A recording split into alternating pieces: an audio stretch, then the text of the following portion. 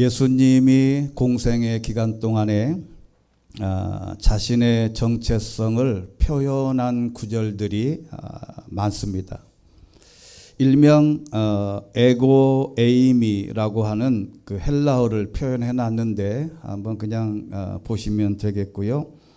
이 에고라고 하는 말은 우리가 심리학에서 또는 철학에서 또 사회학에서 아주 기묘하게 사용하는 단어가 에고입니다. 이 에고가 그 영어로 그냥 표현을 하고 또는 이 말을 그대로 사용해서 용어로 사용하는 단어입니다. 그래서 이 에고라고 하는 말은 그냥 나입니다. 우리가 영어 공부할 때 I am a boy, you are a girl 그렇게 하잖아요. I am a boy 할 때 I가 내가 에고입니다. 내가 에고.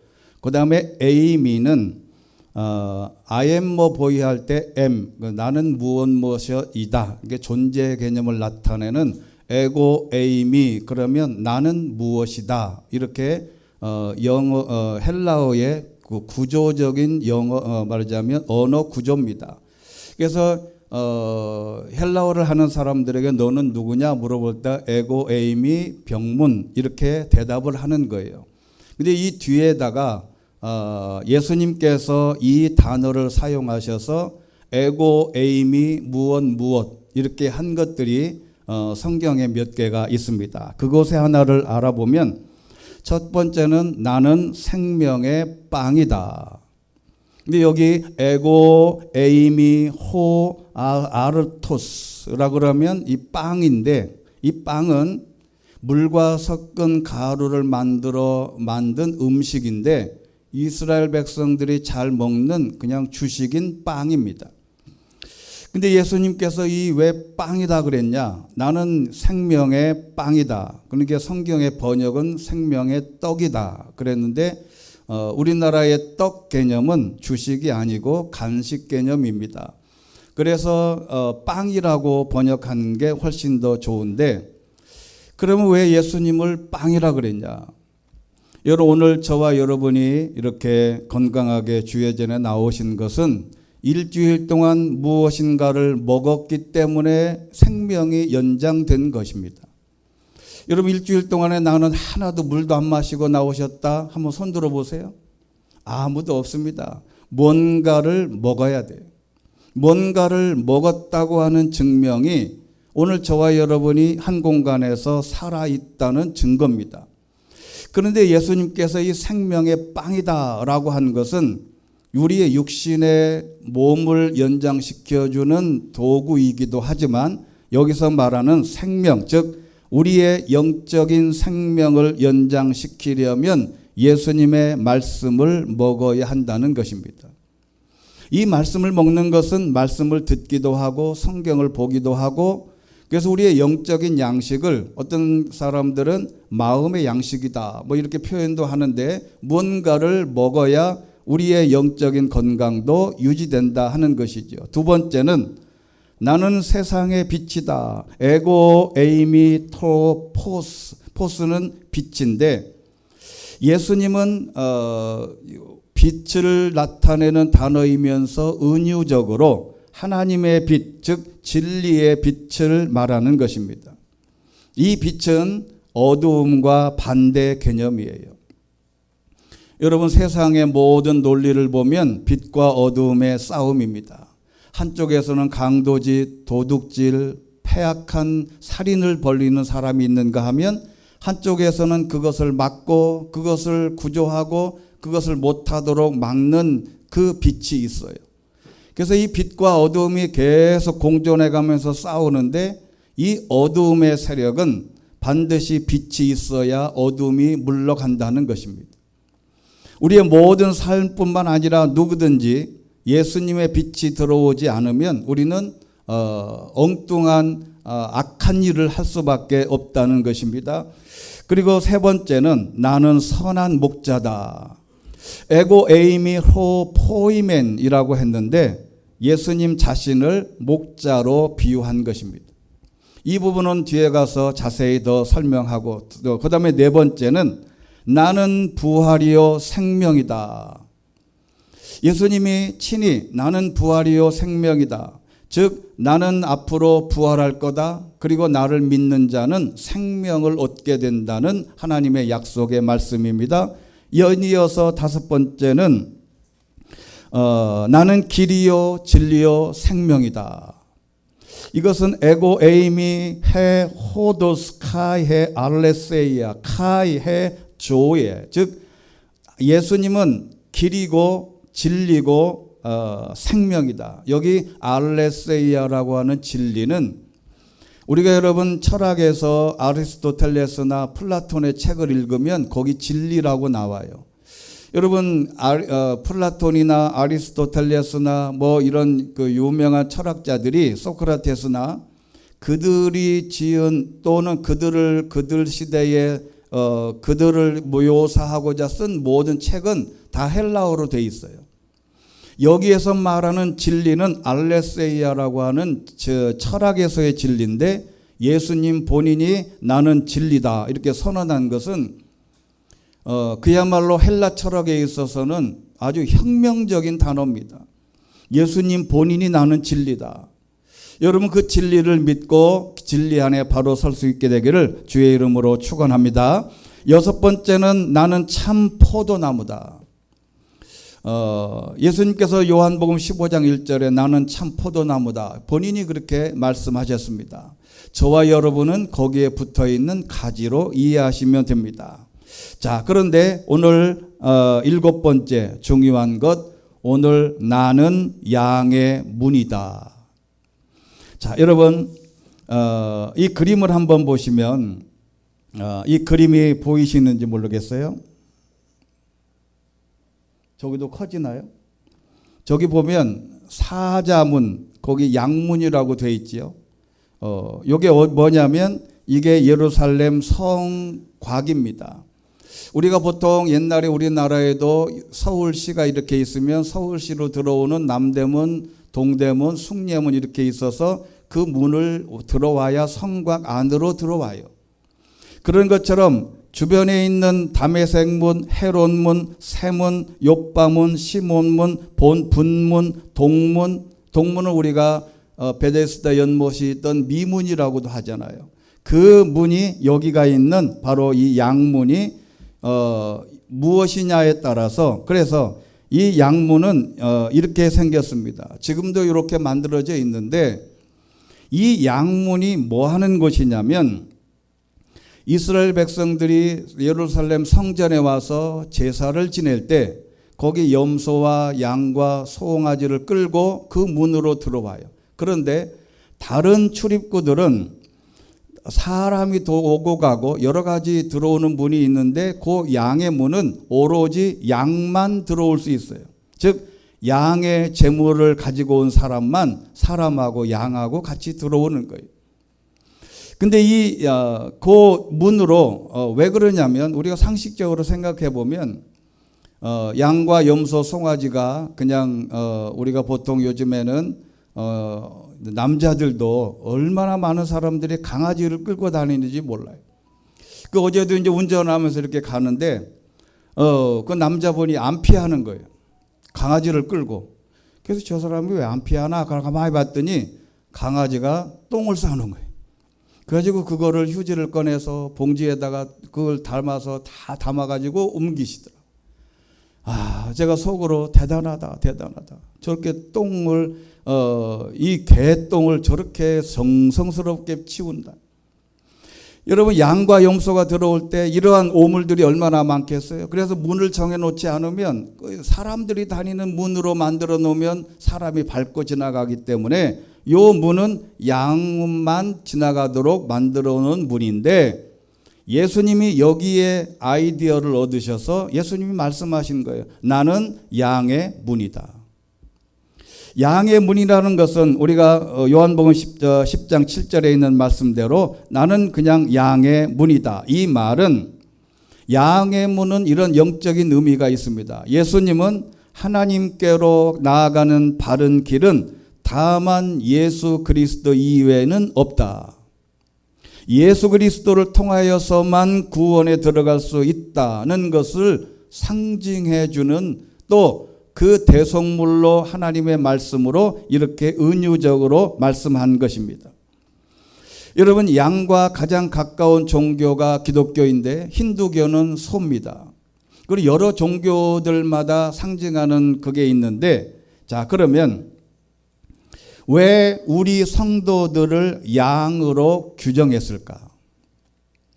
여러분, 오늘 성경에 있는 마태복음 25장 31절의 말씀 보면 예수님이 이제 이 땅의 종말론에 관한 장이 마태복음 25장이잖아요. 25장인데 인자가 그의 영광 가운데 모든 천사들과 함께 올 때 그의 영광의 보좌에 앉을 것인데 모든 민족들이 그 앞에 다 모이고 목자가 염소 중에서 양을 가려내듯 인자는 그들을 둘러 갈라. 33절 말씀 같이 한번 읽겠습니다. 시작. 양들은 자기 오른쪽에 염소들은 그 왼쪽에 둘 것이다. 아멘. 예수님이 이미 본인은 양의 문으로 이미 그 전에 말씀을 하셨고 마지막 종말에 관하여 물을 때 예수님께서 이 땅에 지상에 재림하셔서 양과 염소를 둘로 갈라서 오른쪽에는 염소 또는 염소는 왼쪽에 양들은 오른쪽에 두겠다는 것이죠. 46절에 있는 말씀 보면 이렇게 되어 있습니다. 그러므로 그들은 영원한 벌에 의인들은 영원한 생명에 들어갈 것이다. 자, 그런데요, 여기 좋은 궁금증이 하나 있어요. 자, 여러분, 민수기 29장 34절을 보면 숫염소 한 마리를 속죄 제물로 드리라. 근데 구약에서의 가장 좋은 제물은 양과 염소와 송아지였어요. 물론 비둘기도 있었지만, 그런데 중요한 것은 염소입니다. 염소는 하나님께 드릴 아주 소중한 제물이었어요. 여러분 생각해 보세요. 제가 청주 상당교회에 있을 때 이제 식당에 갔더니 염소 고기를 팔아요. 그래서 염소 고기를 파는 그 교인 중에 한 명인데 산 속에서 이제 염소를 다 길러요. 근데 그분이 그러시더라고요. 저는 잠을 잘 때 저 집에서 잠을 못 잡니다. 그리고 왜 그러냐 그랬더니 강도가 도둑이 와가지고 염소를 훔쳐가는데 내가 본 집에서 자면 집에서 자는 사람을 해코지할까봐 이 헛간에서 잔다는 거예요. 그때 당시에 염소 한 마리가 굉장히 비쌌어요. 자기들 말로는 뭐 한 30만 원 내외 갔다고 하는데 지금도 굉장히 비쌉니다. 근데 그 구약 시대에 제일 좋은 제물로는 염소였어요. 그런데 예수님이 왜 마태복음 25장에서는 그 염소를 지옥 갈 사람으로 정해졌을까? 여러분, 여기에 이런 말씀을 우리가 잘 믿음으로 고백하지 않으면 굉장한 함정에 빠질 수 있어요. 이 말이 무슨 말이냐면 중요한 것은 하나님 나라에서는 재물이 지옥 백성이 될 수도 있다는 것은 뭐냐면 하나님이 주신 우리의 모든 직분과 재능과 모든 것들이 잘못 사용하면 지옥에 갈 수 있는 도구도 될 수 있다. 여러분, 이게 굉장히 무서운 것입니다. 여러분, 우리나라가 대통령이 대통령을 잘 감당하지 못하면 벌칙을 받잖아요. 감사원장이 감사원장을 잘못하면 벌칙을 받아요. 누구든지 경찰이 경찰의 일을 잘못하면 벌칙을 받아요. 하나님의 백성도 똑같습니다. 목사와 장로와 집사와 우리의 모든 주신 직분을 잘못 사용하면 재물이 이상한 방향으로 갈 수도 있다는 것을 가르쳐 주는 것이죠. 그리고 예수님께서 이렇게 말씀하셨습니다. 누가복음 10장 3절 보면 이제 가라. 내가 너희를 보내는 것이 마치 양들을 이리떼로 보내는 것과 같구나.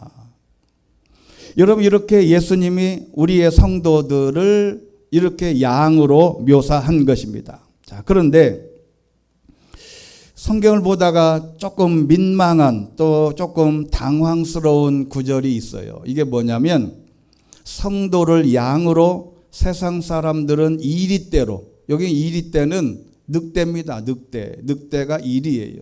이게 세상 사람들은 이리떼, 늑대 패거리로 묘사했어요. 이게 더 무서운 것은 교회 안에 하나님의 백성들에게 예배하는 공동체 안에 염소와 양으로 구분할 수 있다는 것이죠. 여러분, 저와 여러분이 하나님 앞에 같이 예배 드려도 혹시 내가 염소일 수도 있다는 거죠.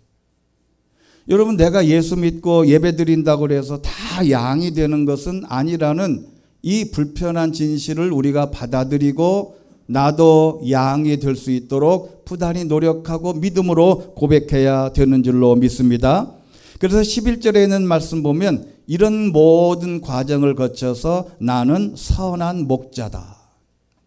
선한 목자는 양들을 위해 생명을 내어 놓는다라고 예수님이 과감하게 본인을 말씀을 하셨어요. 여러분, 그런데 이 목자라고 하는 개념은 어디서부터 출발했을까가 중요합니다. 이 출발이 어디냐면 여러분, 이스라엘 백성들의 성경에서 율법을 받은 사람이 누구냐면 모세입니다. 그런데 그 모세와 아브라함과 모세는 이스라엘 백성들의 두 큰 기둥이에요. 근데 이 모세가 어떻게 말했냐면 민수기 27장 17절입니다. 같이 한번 읽어보겠습니다. 자, 눈을 부릅뜨고, 자, 앞에 있는 본문 시작.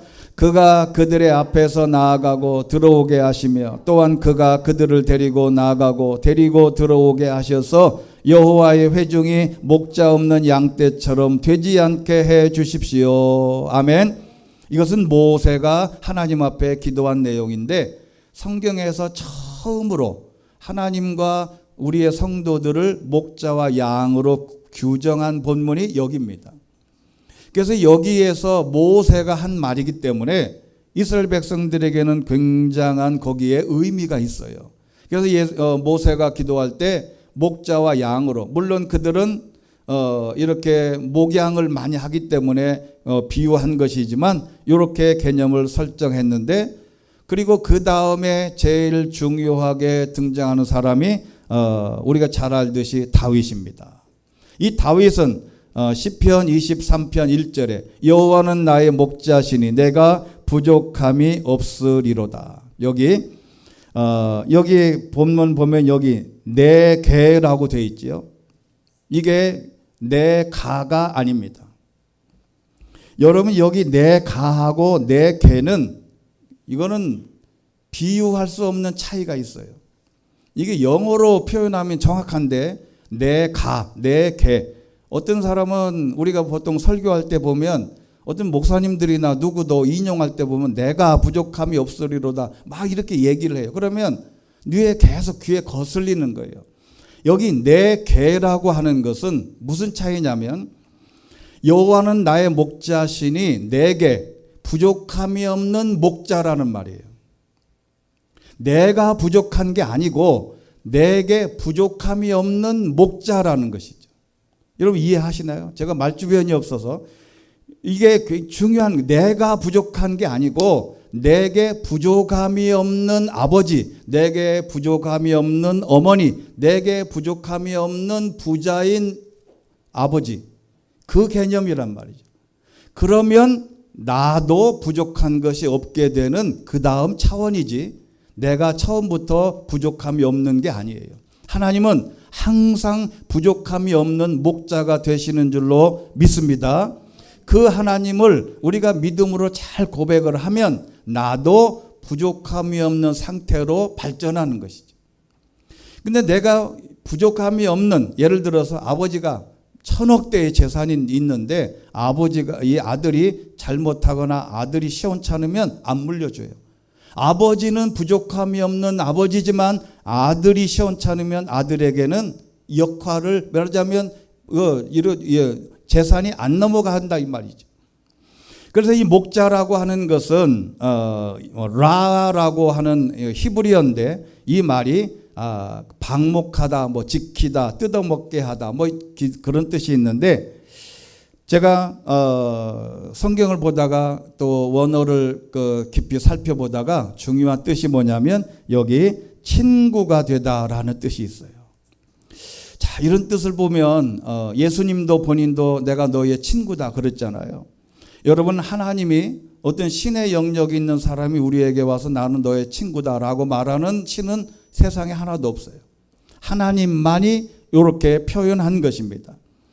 근데 이렇게 다윗 시대에도 목자로 정의하셨고, 그 다음에 이사야서 40장 11절에 있는 말씀 보면 이사야도 목자처럼 자신의 양떼를 돌보시고, 에스겔서 34장 11절 보면 내 양떼를 찾아보고 흩어진 양들 가운데, 이렇게 이사야나 에스겔이나 다윗이나 모세나 하나님을 목자로 다 표현했다는 것입니다.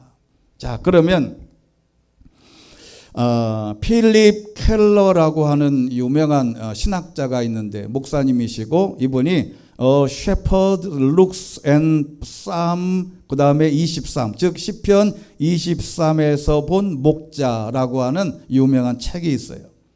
근데 이 책에서 하나님께서 목자로 정의한 바에서는, 그러면 이 양의 말하자면 성질을 알아야 될 거 아니에요. 그러니까 양과 저와 여러분이 비슷한 면이 있다는 거예요. 그래서 첫 번째는 양들은 배고픔으로부터 자유로워야 눕는다는 것입니다.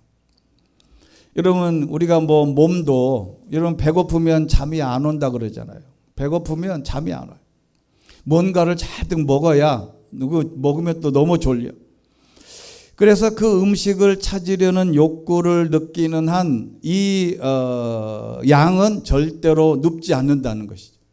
근데 양이 풀을 잔뜩 뜯어먹고 배부르면 누워서 딱 이제 자는 거예요. 그래서 시편 23편 2절에 있는 말씀 보면 그가 나를 푸른 목장에 눕히시고, 눕히는 것은 뭔가를 많이 먹었다는 말이에요. 에스겔서 34장 15절 말씀 같이 한번 읽겠습니다. 시작. 내가 친히 내 양떼를 먹이고 그들을 눕힐 것이다. 주 여호와의 말이다. 할렐루야. 우리가 눕게 될 때는 잔뜩 뭔가를 먹었을 때다. 그런데 신앙인에게는 배고픔에는 두 가지가 있습니다. 그건 당연히 육신적인 배고픔과 영적인 배고픔이에요. 우리는 육신적인 배고픔은 그냥 열심히 잘 먹습니다. 배고프면 하여튼 정신 못 차리고 먹어요. 근데 중요한 것은 일용할 양식을 주시는 하나님이 우리 몸이 배고프면 뭔가를 찾아서 먹는데, 중요한 것은 영적인 배고픔입니다.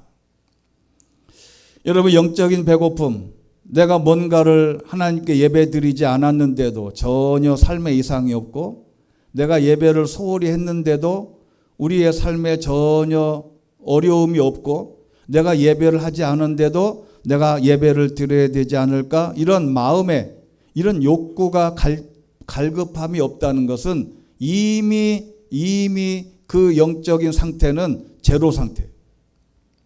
여러분, 이게 사람이 워낙 힘들면요, 일어날 힘도 없어요. 먹을 힘도, 우리나라에 그런 말 있잖아요. 숟가락 들 힘도 없다.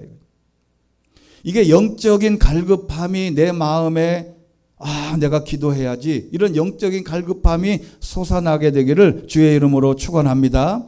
그런데 신명기 8장 3절 말씀이에요. 이게 여러분, 저와 여러분이 오늘 말씀의 핵심입니다. 같이 한번 이 말씀을 같이 한번 읽어보겠습니다. 자, 눈을 크게 뜨시고, 자, 시작. 그분이 너희를 낮추시고 배고프게 하셔서 너희나 너희 조상들이 전혀 알지 못했던 만나로 먹이신 것은 너희로 겸손하게 해 사람이 빵으로만 사는 것이 아니라 여호와의 입에서 나오는 모든 말씀으로 사는 것임을 가르쳐 주시는 것이었다. 할렐루야.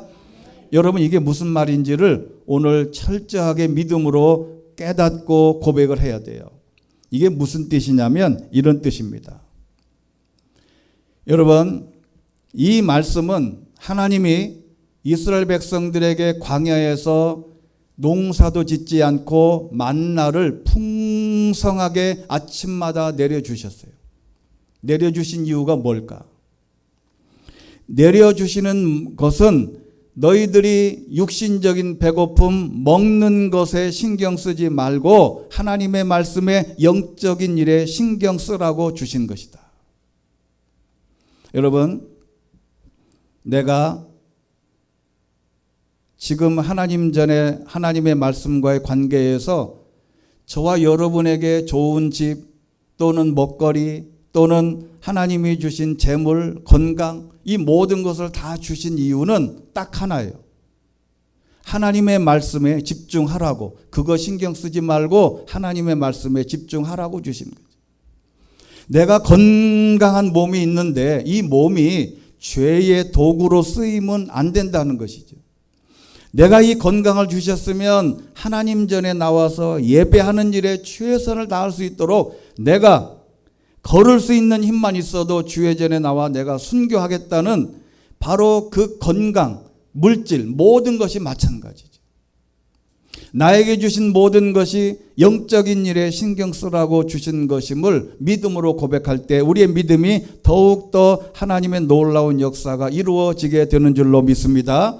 두 번째는 이 양들은 편히 누우려면 두려움에서 해방되어야 한다고 합니다.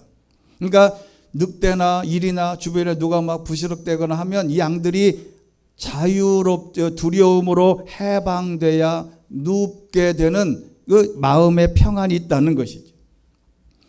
여러분, 두려움에서의 공포는 우리가 일상생활에서도 마찬가지인데 시편 56편 3절에 있는 말씀 보면 내가 두려울 때 주를 의지하겠습니다. 4절에 있는 말씀을 보면 죽을 수밖에 없는 육체가 사람이 내게 무엇을 할 수 있겠습니까? 우리가 제일 두려운 것은 사람이 두렵습니다. 제일 무서운 게 뭐예요? 사람이 제일 무서워요. 사람이 해코지를 하거든요. 그것도 아는 사람, 가장 가까이에 있는 사람이 해코지를 합니다. 근데 이 두려움이라고 하는 것은 사람이 해코지를 할 때 양은 늑대나 짐승이 와서 해코지를 하지만 사람에게는 이 두려움이 중요한데 이 두려움을 완벽하게 한 방에 날려버릴 수 있는 성경 구절이 신명기 28장 58절입니다. 거기 큰 글씨로 두려워할 이름 내 하나님 여호와를 두려워하지 않으면 하나님을 두려워하지 않으면 사람을 두려워하게 되더라. 여러분, 이게 굉장한 뜻이 있어요. 여러분, 하나님을 두려워하면 이 말이 우리나라의 법에 두려워하면 하나님의 법뿐만 아니라 세상 모든 법에 두려움을 가지고 그 법을 잘 지키고 온전하게 하면 세상 두려울 것이 없어요. 여러분, 예전에 강남의 어느 이런 클럽인가 무슨 하여간 이렇게 죄 짓는 어떤 그런 단체가 있었는데 거기에 이제 경찰이 급습해서 보니까 아주 아가씨들도 있고 술도 있고 하여간 많아요. 그런데 거기에 나오는 이렇게 거래 장부를 보니까 거기에 수천 명의 남자 이름들이 다 올라와 있는 거예요. 전화번호도 있고. 그거를 뉴스에서 딱 보고 여러분, 거기에 가서 한 번이라도 가본 사람은 누가 뭐라고 하지 않아도 두려움에 혹시 나한테 연락 오는 거 아니야? 내가 그렇게 연락 와서 나 잘리는 거 아니야? 여러분, 하나님 말씀 앞에 하나님을 두려워하게 되면, 법을 두려워하게 되면 세상에 어떤 사람이 누가 와도 그냥 우리는 모든 거에 대해서 걱정이 없는 것이죠. 여러분, 우리가 가끔 교통법규를 위반했는데 위반하고 딱 갔는데 갑자기 뒤돌아 백미러를 보니까 경찰차가 따라오거든요. 그럼 여러분, 제가 운전을 잘해서 법규 위반하지 않으면 제가 따라오거나 말거나 나는 내 갈 길 가는 거지. 근데 내가 신호 위반을 한번 하잖아요. 그러면 뒤에 경찰이 따라오면 계속 따라오는 게 신경 쓰여. 저거 날 보고 따라오는 거 아니야? 날 보고 따라오는 거 아니야? 나 이거 그러다가 옆에서 한번 이렇게 비껴봐. 그러면 쌩하고 가려면 나보고 오는 게 아니구나. 두려움이 없는 거예요. 내가 뭔가를 잘 지키면 두려움이 없습니다. 그리고 세 번째는 양들이 편히 누우려면 다른 양들과의 마찰로부터 자유로워야 한다는데 양들은 붙어 자지 않는다. 그러니까 적당한 선에서 너무 밀접하게 되면 양들이 잠을 못 잔다. 이건 뭐냐면 사람들과의 관계입니다. 여러분, 사람들과의 관계가 한번 틀어지거나 나쁘면 뭔가가 이렇게 마음에 거슬리는 게 있어요. 그게 뭐냐면 사람과의 관계가 깨지는 것은 자신을 볼 수 없기 때문에 남의 허물을 보고, 두 번째는 언어의 폭력입니다.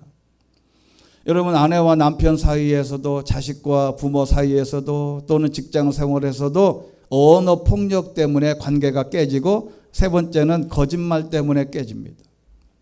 이곳 가서 이 말하고 저곳 가서 저 말하고, 세 번째는 이간질하는 말의 문제입니다. 여러분, 사람들이 이렇게 이제 드라마를 보다가 가끔 그런 것을 경험해요. 나하고 전혀 상관없는 저분이 딱 나오면 그분을 향해서 나는 제 사람이 그냥 나는 왠지 싫어. 그러면 옆에 있는 사람도 영향받아서 그 사람만 나오면 싫어져. 그 사람이 나한테 뭘 해준 것도 없는데 저 사람 나쁜 사람 같아. 그러면 나쁜 사람이야. 여러분, 이게 굉장히 중요한 겁니다. 교회에서도 어디서도 이 이간질만 잘하지 않아도, 그러니까 좋은 말만 하고 이 사람 좋은 사람이야. 내가 나쁜 것을 경험해도 그 말을 내 안에 다 담아놓고 말하지 않고 가만히 있는 게 이간질하지 않는 거예요. 그러면 관계가 다 깨져요. 여러분, 사람과의 관계가 될 수 있으면 좋아야 모든 우리가 마음이 편안해진다 하는 것이고, 네 번째 마지막은 양들이 편히 누우려면 해충으로부터 자유로워야 한다고 합니다. 이게 무슨 말이냐면, 이 양의 코를 들여다보면요, 양의 코가 이렇게 까맣잖아요. 근데 여기가 점액질이라 여기가 촉촉하대요. 여기 코가. 그러니까 이 촉촉한 데를 누가 제일 좋아하냐면 파리가 좋아한다네. 그래서 이제 촉촉하니까 파리나 해충이 와가지고 날아다니다가 거기다가 딱 앉아가지고 거기다가 알을 까는 거예요. 그럼 여기가 점액질에다가 여기가 코가 촉촉하니까 여기서 이 잘 부화하다가 요게 콧구멍으로 들어갔다가 요게 이제 뇌 속으로 들어가면, 이게 양들이 뇌 안에 애벌레를 이 뇌 안으로 들어가니까 얼마나 말도 못하고, 그러니까 이 양이 벽에다가 들이받는 거예요. 힘드니까. 그래서 이 자기 머리를 때리고 받고 자극하고 막 심지어는 고통의 원인을 제거하기 위해서 자포자기의 시도를 하다가 양이 뇌진탕으로 죽는 예도 있답니다. 이게 파리 때문에, 이 해충이 잘못 들어가. 그럴 때에 목자가 해충을 퇴치하는 약을 코에다가 살짝살짝 발라놓으면 모든 이 해충들이 못 오는 거예요. 방지하는 거죠. 이게 무슨 뜻일까? 여러분, 사람에게도 마찬가지입니다. 사람에게도 나쁜 생각이 들어와요. 내가 이 세상 살아 뭐해? 나 그냥 여기서 끝내버릴까? 나쁜 생각이 딱 들어온단 말이죠. 여러분, 이 생각들이 공포와 거절과 쓰라림과 증오와 실패와 무능력, 욕심, 이런 것들이 어느 날 갑자기 내 머릿속에 싹 들어오면 이것 때문에 사람이 힘들고 어려워져요. 그래서 빌립보서 4장 6절 말씀 끝에 보면 마음과 생각을 지켜주실 것이다. 여러분, 마음은 그냥 카르디아라고 하는 그냥 마음이고, 생각은 그냥 우리의 보통 생각이고, 지키다라고 하는 것은 척후병으로 나서다. 그래서 하나님이 나쁜 생각이 들어오면 척후병이 보초병이 서가지고 쫓아내는 거예요. 그래, 여러분, 우리가 평상시에 앉아서 평안하게 있을 때 갑자기 이상한 생각이 딱 들어오면 예수 그리스도의 이름으로 물리쳐야 돼요. 그 생각을 떨쳐버려야 됩니다. 그게 내 안에 들어오면 새끼를 쳐요. 그 생각이 내 안에 들어오면 점점 커져가지고 나중에는 인생 다 말하자면 끝난 것처럼 자포자기. 그러다가 심하면 이제 자살하게 되고 엄청난 일들을 벌이는 거죠. 여러분, 이 모든 것이 하나님께서 선한 목자가 되어 주셔서 이 모든 것을 퇴치해 주시겠다고 말씀하셨습니다. 그래서 시편 103편 100편 3절 말씀 같이 한번 읽겠습니다. 시작. 여호와가 하나님이신 줄 알라. 그분이 우리를 만드셨으니 우리는 그분의 백성들이고 그 목장의 양들이다. 할렐루야. 여러분, 그래서 예수님께서 말씀하셨습니다. 나는 양의 문이다. 그 문으로 들어가려면 그걸 어떻게 해야 되겠습니까? 양의 문으로 들어가려면 내가 양이 돼야 되는 거죠. 여러분, 이게 예수님이 양의 문이다 그러면 대단하네. 그런데 그 다음이 문제예요. 그러면 나도 그 문으로 따라 들어가야 되는데 내가 양이 안 되면 못 들어온다는 것이죠. 그 양이 되는 방법, 오늘 성경 말씀 갈라디아서 2장 16절에 있는 말씀입니다. 자, 예수님이 양의 문이다 그랬는데 양의 문으로 들어오려면 사람이 의롭다고 인정받는 것이 율법의 행위로가 아니라 예수 그리스도를 믿음으로 되는 것을 알기에 우리도 그리스도 예수를 믿었습니다. 이는 우리가 율법의 행위로가 아니라 같이 읽겠습니다. 시작. 그리스도를 믿음으로써 의롭다고 인정받으려는 것입니다. 할렐루야. 율법의 행위로는 어떤 육체도 의롭다고 인정받을 수 없기 때문에 의롭다고 인정받고 천국 갈 자격을 얻으려면 우리는 하나 예수 그리스도를 믿어야 된다. 자, 여러분 오늘 언젠가도 한번 말씀드린 적이 있는데 여기 의롭다고 할 때 오를 의자가 여기 이제 화면에 있죠. 이게 이 한문이죠. 이게 오를 의자입니다. 그런데 제가 언젠가는 이제 이 그 창세기 용어하고 이 한자하고 닮은 이 책이 있습니다. 유명한 책이 있어요. 근데 여러분 이 오를 의자를 보면 너무 신기해요. 이게 우연이라고 하기에는 이게 우연이라고 하기에는 너무 신기한 거예요. 이게 무슨 말이냐면 오를 의자를 오를 의가 되려면 어떻게 해야 되냐면 그 위에가 인 게 양자입니다. 양이에요. 양. 요 양자는 잘 아시죠? 이게 양자라고. 맨 여러분 보시기에 제일 저쪽에 양자입니다. 저게. 저 양이 그다음에 그다음에 밑에 있는 자가 아자입니다. 에고인 나예요. 그 의를 이루려면 어떻게 해야 되냐면 양이신 예수님의 밑으로 들어가야 된다는 거예요. 여러분 이게 너무 신기하지 않아요? 이게 우연히 만들어졌을까?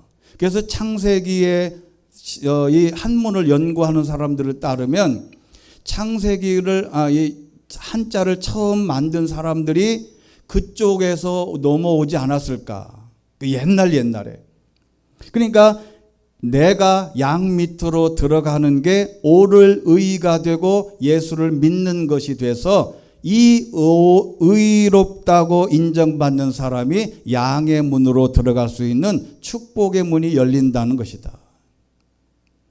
여러분 저와 여러분이 의롭게 되고 양의 문으로 들어가려면 딱 하나입니다. 내가 에고가 다 내려놓고 다 포기하고 내 생각, 내 판단, 내가 가지고 있는 모든 것 다 내려놓고 예수님 밑으로 들어가서 예수 그리스도가 나를 위해서 십자가에 피 흘려 돌아가시고 구원받게 하셨다는 것을 믿음으로 우리는 의롭게 되고 우리도 예수님이 말씀하신 양의 문으로 당당히 들어가게 되는 줄로 믿습니다.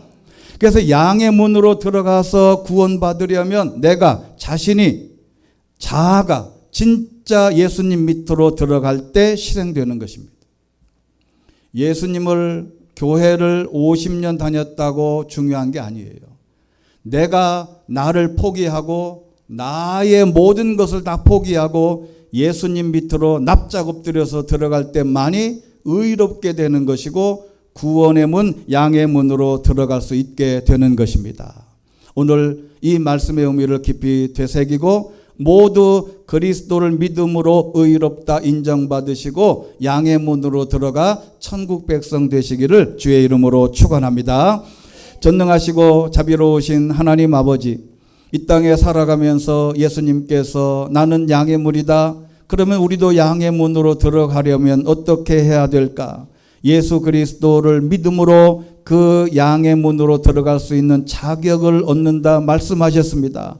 오늘 이 땅에 살아가면서 우리의 자신이, 우리의 자아가 깨지고 예수님 밑으로 다 들어가서 양의 문으로 모두 입성할 수 있는 양들이 되게 하여 주옵소서. 예수 그리스도 이름으로 기도드리옵나이다. 아멘.